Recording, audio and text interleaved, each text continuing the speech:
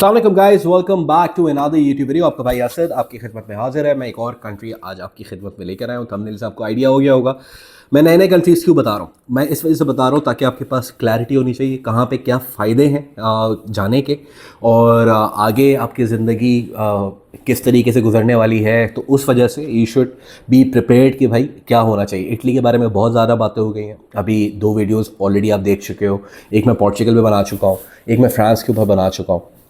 और unofficially we were working for France, but since it was not announced तो मैंने इतना उसको वो नहीं दिया था। लेकिन लेट्स सी अगर फ्रांस के भी रिजल्ट्स पॉजिटिव आते हैं, कुछ केसेस हुए हैं, सो लेट्स सी। तो गाइज आज मैं बात करूंगा स्वीडन के बारे में। स्वीडन जो है, जैसे आपको थंबनेल को आइडिया हो गया, सबसे बेहतरीन एडवांटेज स्वीडन का ये है क्योंकि अक्सर हमारे पास स्टूडेंट्स आ रहे होते हैं कि भाई हमें अपने स्पाउस के साथ ट्रैवल करना है। तो Sweden is a country way you can travel along with your spouse. बहुत अच्छा ऑप्शन है। मसला एक छोटा सा जो है कि भाई पाकिस्तान में एम्बेसी स्वीडन की हो गई है बंद, तो इथियोपिया से आपकी प्रोसेसिंग होती है। पासपोर्ट्स आपके जरीज में ही जमा होते हैं और उसके बाद इथियोपिया जाते हैं और इथियोपिया से वीज़ा लग कर आता है या खुदा न खासा रिजेक्शन आती है। बजट क्या होना चाहिए, कौन कौन सी फेमस कंट्रीज़ हैं, यूनिवर्सिटीज़ हैं, उसके बारे में बात कर लेते हैं। सबसे नंबर देखो, जितनी भी स्वीडन की रैंकिंग तकरीबन हमारे पास जो स्वीडन की यूनिवर्सिटीज़ हैं वो बेतहाशा यूनिवर्सिटीज़ हैं। स्वीडन में रहा भी हूँ, मैंने टाइम भी गुजारा स्वीडन में। स्टॉकहोम, उपसाला और योत्तोबेरी, जिसको गॉथेनबर्ग भी बोलते हैं, ये 3 जो है वो बेसिकली एजुकेशनल सिटीज़ आप कह सकते हो। बड़ी सिटीज़ नहीं हैं। Uppsala is not a bigger city, twin city है स्टॉकहोम का।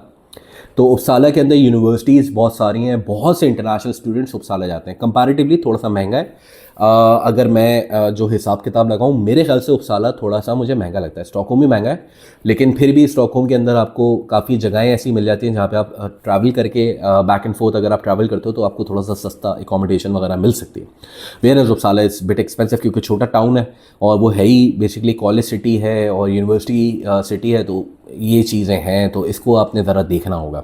बहरहाल सम फेमस यूनिवर्सिटीज़ मैं आपको बताया था। सबसे पहले नंबर पे जो यूनिवर्सिटी आती है वो लुंड यूनिवर्सिटी आती है। दूसरे नंबर पे KTH आता है, ठीक है। उसके बाद उपसाला यूनिवर्सिटी आती है, जैसा मैंने जिक्र किया। उसके बाद आती है स्टॉकहोम यूनिवर्सिटी, फिर आती है यूनिवर्सिटी ऑफ गॉथेनबर्ग, जिसको योथोबरी भी कहा जाता है।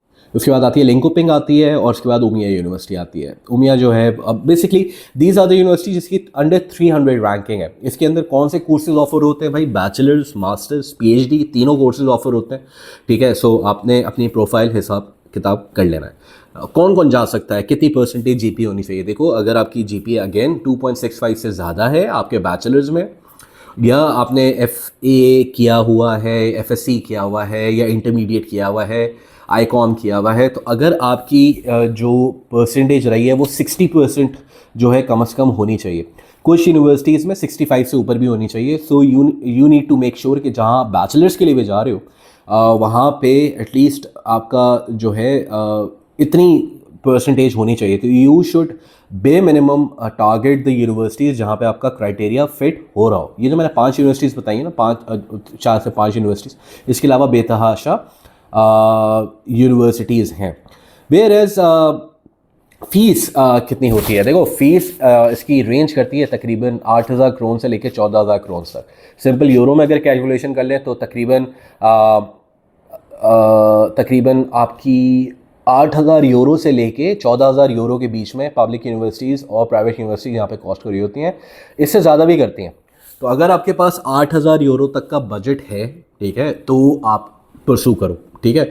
8,000 यूरो पाकिस्तान में तकरीबन 24 लाख रुपए बनते हैं, ठीक है। तो इतना बजट आपका है। अच्छा, इसके अंदर एक अक्सर जो सवाल आता है वो ये आता है कि भाई क्या सारी फीस हमें अपफ्रंट पे करनी है? नहीं, इसके भी आप यूनिवर्सिटी से बात करके इसको पार्शली भी पे कर सकते हैं। टू इंस्टॉलमेंट्स भी करवा सकते हैं, 3 इंस्टॉलमेंट्स भी करवा देते हैं। लेकिन बेहतर ये होता है कि अगर आपका एडमिशन सिक्योर हो गया है तो at least half of the payment you can transfer in the universities account. वो थोड़ा सा आपका जो है वो एडमिशन सिक्योर करने में और आगे वीज़ा वगैरह लगने में थोड़ा सा हेल्प हो जाता है। फाइनेंशियल एड वगैरह क्या मिलती है भाई? स्कॉलरशिप्स क्या मिलती हैं? तो financial university to university vary करता है। काफ़ी सारी स्कॉलरशिप्स स्वीडन में भी दी जाती हैं, लेकिन अगर आप स्कॉलरशिप आपको नहीं मिलती, need based scholarship as such इतना कॉन्सेप्ट नहीं है, बट है भी, ऐसा भी नहीं है कि नहीं है, किया जा सकता है। और पाकिस्तान से भी स्कॉलरशिप्स इसकी काफ़ी सारी ऑफ़र करते हैं इंटरनेशनल स्टूडेंट्स के लिए, तो स्कॉलरशिप्स आते हैं, ठीक है, स्कॉलरशिप्स हैं। प्रोसेस किस तरीके से इसका करना होता है, क्या होगा, किस तरीके से होगा, तो देखो सबसे पहले जो है you should find the correct admission for yourself. आप एडमिशन का अप्लाई करोगे, उसके बाद उसकी प्री रिक्वायरमेंट्स जो होती हैं, जो भी सबमिशन वगैरह के लिए यूरोपास पे रिज्यूमे बना लो, पासपोर्ट आपका वैलिड होना चाहिए, और इस तरीके से आपने अपना एडमिशन अप्लाई करना है। Once the admission is secured, उसके बाद आपने वीज़ा प्रोसेसिंग का प्रोसेस स्टार्ट कर देना है, एंड लेटर ऑफ एक्सेप्टेंस जैसी आपने रिक्वायरमेंट्स आपने पूरी कर दी, वीज़ा की रिक्वायरमेंट पूरी कर दी, तो उसके बाद यू विजिट योर जो भी उस वक्त अभी तो स्टार्ट हुआ ना प्रोसेस, अभी होगा इनफैक्ट सितंबर ऑनवर्ड्स। अब जेरीस करता है, BLS करता है, अब जो भी करता है उसके थ्रू आप अपना प्रोसेस कर सकते हो। अक्सर इसके अंदर जो सवाल आता है भाई, जो भी स्टूडेंट आ रहा है, अक्सर मेरे पास ये भी सवाल आता है कि भाई ये आइल्स का क्या सीन है, आइल्स करना है, आइल्स टोफल आपको करना ही करना है यहाँ पे, ठीक है, उसके बगैर आपको काफ़ी सारी प्रॉब्लम होनी चाहिए। तो और पैसों का आपको मैंने बता दिया भाई, कितने पैसे आपके पास होने चाहिए। 8,000 क्रोन्स आपका महीने का खर्चा है। तो इसका मतलब ये हो गया भाई कि फॉर एग्ज़ाम्पल आपका अगर किसी यूनिवर्सिटी में आपकी फ़ीस आई है तकरीबन 8,000 यूरो की, एक बात कर रहा हूँ, क्रोन्स में 8,000 क्रोन्स हो गए तो 800 यूरो हो गए, ठीक है। तो अगर आपकी फ़ीस आई है 80,000 क्रोन्स, इनफैक्ट 8,000 यूरो, ठीक है, अगर आपकी फ़ीस आई है तो वो तो होनी ही चाहिए अकाउंट में। इसके अलावा आपका 6 महीने का बैंक स्टेटमेंट होना चाहिए, जो कि महीने का खर्चा 800 के हिसाब से है, तो तकरीबन 4,800 यूरोज़ आपके एक्स्ट्रा होने चाहिए। यानी कि अगर 8,000 यूरो की आपकी फ़ीस है तो तकरीबन 4,500 यूरो आपके एक्स्ट्रा होने चाहिए। तो तकरीबन कुल मिला के 35 से 40 लाख रुपए की बैंक स्टेटमेंट होनी चाहिए, ठीक है। और इसके अंदर प्रोसेस किस तरीके से होगा, एप्लीकेशन फॉर्म डाउनलोड करना है, ठीक है, एप्लीकेशन फॉर्म फिल करना है, उसके बाद आपने फ़ोटोग्राफ्स लगानी है, फ़ोटोग्राफ्स लगाने के बाद एक्सेप्टेंस लेटर अटैच करना है, एजुकेशनल डॉक्यूमेंट्स आपके जो हैं, ट्रांसक्रिप्ट एंड डिग्री बोथ, आपको उसकी 2 कॉपीज़ अटैच करनी है। बैंक स्टेटमेंट इसकी 2 कॉपीज़ बनेंगी। तकरीबन अगर पाकिस्तान में अगर आप हिसाब लगा लो एक्सक्लूडिंग फ़ीस, तो तकरीबन आपके पास 30 से 40 लाख रुपए की बैंक स्टेटमेंट टोटल होनी चाहिए। वेयर एज अगर आप फीस को हटा दो तो 10 से 15 लाख रुपए आपके पास होने चाहिए, ठीक है, क्योंकि यूरो का रेट बढ़ता है, आप यूरो का रेट बढ़ता है और सारी चीज़ होती हैं। तो अगर आप सिर्फ फ़ीस हटा दो ना, अगर फ़ीस आप इसमें कंफ्यूज हो जाओगे कि यार फ़ीस इतनी है, बैंक स्टेटमेंट इतनी है, देखो फ़ीस को हटा के जो भी फ़ीस है ना वो तो होनी चाहिए अकाउंट के अंदर। अपार्ट फ्रॉम दैट आपके पास जो बैंक स्टेटमेंट होनी चाहिए, उसके बाद 10 से 15 लाख रुपए की बैंक स्टेटमेंट एक्स्ट्रा होनी चाहिए, क्योंकि आपका जो यहाँ पे खर्चा होने वाला है स्टूडेंट में वो तकरीबन महीने का 800 यूरो होने वाला है, ठीक है। वीज़ा प्रोसेसिंग इसकी 100 यूरो होती है तकरीबन, और हेल्थ इंश्योरेंस आकी हुई 30,000 यूरो की होनी चाहिए।